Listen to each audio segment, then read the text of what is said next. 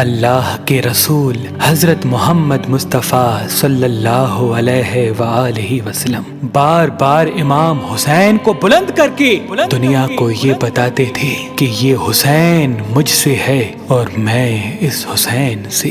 اے لوگو، اگر اس حسین پہ کوئی مشکل وقت آ جائے اور یہ تم سے مدد طلب کرے تو اس کا ساتھ دینا، کیونکہ یہ جنت کے جوانوں کا سردار ہے، میرا خون ہے، میری اولاد ہے۔ لیکن افسوس، ابھی رسول اللہ کی رحلت کو تھوڑا وقت ہی گزرا تھا کہ کربلا کے میدان میں ایک طرف 9 لاکھ کا مجمع تھا تو دوسری طرف وہ حسین جس کو اللہ کے رسول اپنے کندھوں پہ سوار کرتے تھے۔ امام حسین علیہ السلام اپنے نانا کی امت سے بار بار کہتے رہے کہ کیوں میرا رستہ روکا ہے؟ اے لوگو، پہچانو، میں تمہارے نبی کا نواسا ہوں۔ کیوں 3 دن سے میرے بچوں کو پیاسا رکھا ہے؟ کیوں میرے عزیز و اقارب کو شہید کیا ہے؟ بتاؤ، کیا میں نے رسول اللہ کی شریعت میں ترامیم کی ہے؟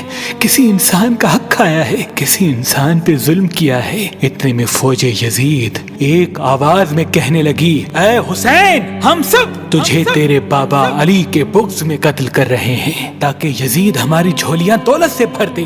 امام حسین نے فرمایا، اے لوگو، آج جس اسلام کا علم تمہارے ہاتھوں میں بلند ہے، یہ علم میرے بابا علی نے بلند کیا۔ مت بھولنا، خیبر و خندق میں اگر علی نہ ہوتے تو اسلام کی فتح ناممکن تھی۔ وہ علی جس نے پوری زندگی اسلام کی تبلیغ کی، حق کو بلند کیا، رسول اللہ کی حفاظت کی، آج اس علی کو یہ اجر دے رہے ہو۔ اے لوگو، بتاؤ، اللہ کے رسول نے بار بار میرے بابا علی کا ہاتھ بلند کر کے فرمایا تھا کہ جہاں حق ہوگا وہاں علی ہوگا، جہاں علی ہوگا وہاں حق ہوگا، اور آج اس علی اور اولاد رسول کو یہ اجر دے رہے ہو۔ اتنے میں یزید کی فوج کے سپہ سالاروں نے دیکھا کہ کہیں فوج میں بغاوت نہ ہو جائے۔ اے شمر، کیا دیکھ رہے ہو؟ حملہ کرو۔ بس لاکھوں کی فوج نے جب رسول اللہ کے نواسے پہ حملہ کیا، امام حسین علیہ السلام نے اللہ کا نام لیا اور ذوالفقار کو نیام سے نکالا۔ تاریخ گواہ ہے، ایک طرف لاکھوں کا مجمع اور ایک طرف 3 دن کا بھوکا پیاسا حسین ابن علی۔ زمین پہ اس طرح کی جنگ پہلے کبھی نہیں دیکھی تھی کہ ایک تنہا انسان لاکھوں کے مجمع کو اس طرح سے فنار کر رہا ہے کہ فوجی اشکیا واپس پلٹ کے بھاگنے لگی۔ امام حسین فوج یزید سے مخاطب ہو کے فرماتے ہیں، آؤ، 3 دن کے بھوکے کی جنگ دیکھو، 3 دن کے پیاسے کی جنگ دیکھو، رسول کے اس نواسے کی جنگ دیکھو، اس کی جنگ دیکھو جس کا جوان بھائی مارا گیا، جس کے جوان بیٹے کو نظروں کے سامنے قتل کیا گیا، جس نے اپنے ہی ہاتھوں سے اپنے بچے کی قبر بنائی۔ امام حسین شیر کی طرح فوج یزید سے لڑ رہے ہیں۔ اتنے میں آواز غائب آتی ہے، حسین، تیرا اللہ تجھ سے راضی ہوا۔ بس اس صدا کا سننا تھا، امام حسین علیہ السلام نے اپنی ذوالفقار کو تھام لیا۔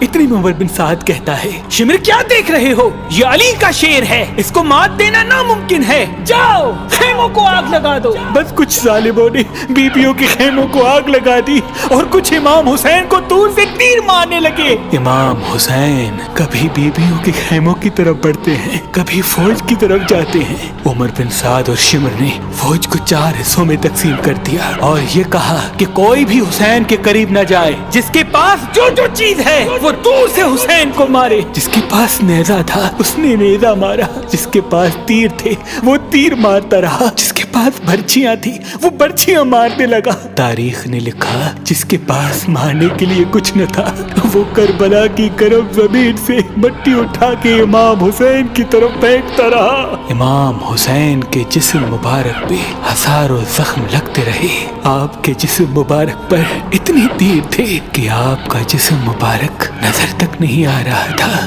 بس جیسے ہی نواسا رسول گھوڑے کی سینگ سے زمین پہ آتے ہیں، فوج یزید جھومنا شروع کر دیتی ہے، لیکن اتنے میں وہ گھوڑا جس پہ آپ سواری کیا کرتے تھے وہ امام حسین کے چاروں طرف گھومنا شروع کر دیتا ہے تاکہ ان تیروں سے میں اپنے آقا حسین کو بچا لوں۔ وہ گھوڑا دوڑ ہی رہا تھا، اتنے میں عمر بن سعد نے کہا اے لوگو رکو، میں نے اپنی آنکھوں سے دیکھا تھا اس گھوڑے پہ اللہ کے رسول سواری کرتے تھے، کہیں تیر اس گھوڑے کو نہ لگے، اور یوں تیروں کو چلانا بند کیا گیا۔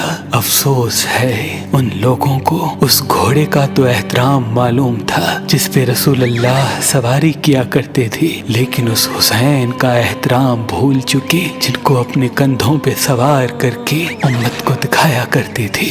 بس امام حسین علیہ السلام زمین کربلا پہ اپنا سر رکھ کے اللہ کا شکر کر رہے ہیں، اور وہاں فوجی یزید کے مختلف سپاہی امام حسین کا سر کاٹنے کے لیے قریب آتے ہیں۔ جو بھی قریب آ کے امام حسین کے سر کو دیکھے تو اسے امام حسین کے چہرے میں رسول اللہ کا چہرہ نظر آئے اور وہ چیخ کے دور چلا جائے۔ اتنے میں شمر کہنے لگا یہ کام مجھ سے ہی ہونا ہے۔ جیسے ہی شمر نے خنجر امام حسین کے گلے پہ رکھا تو وہ دیکھے امام حسین کے لب ہل رہے ہیں۔ اس نے سوچا ہم نے حسین کا پورا خاندان قتل کر دیا، 3 دن تک حسین کے بچوں کو پیاسا رکھا، شاید حسین ہمیں بد دعا دے رہے ہوں گے۔ سننے کے لیے کان قریب کرے تو کیا سنے، امام حسین علیہ السلام اللہ کی دربار میں اللہ کی نعمتوں کا شکر کر رہے ہیں کہ اے اللہ تیرا شکر ہے کہ اس عظیم امتحان کے لیے تو نے اس حسین کو چنا۔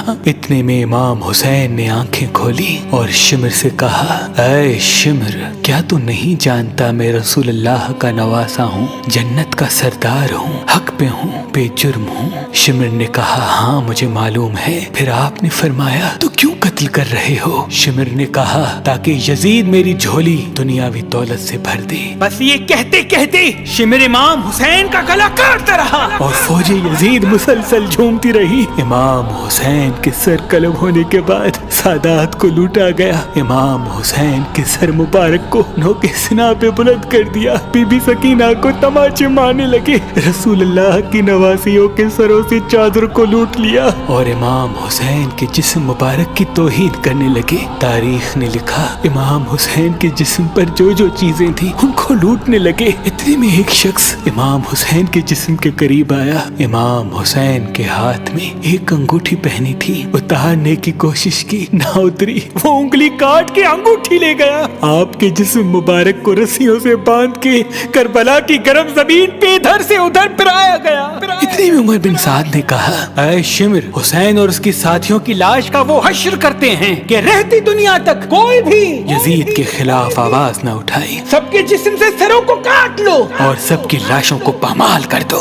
زمین کربلا گواہ ہے، کہیں سے کوئی قبیلہ اٹھ کے آتا ہے اور کہتا ہے کہ ہم حر کی لاش کو پامال ہونے نہیں دیں گے، کہیں بی بی ام لیلا کا قبیلہ آ کے کہتا ہے کہ ہم علی اکبر کا لاشا پامال ہونے نہیں دیں گے، کہیں بی بی رباب کے قبائل کے لوگ کہتے ہیں ہم علی اصغر کا لاش پامال ہونے نہیں دیں گے۔ ایک ایک شہید کی لاش پامال ہونے والی جگہ سے ہٹائی گئی۔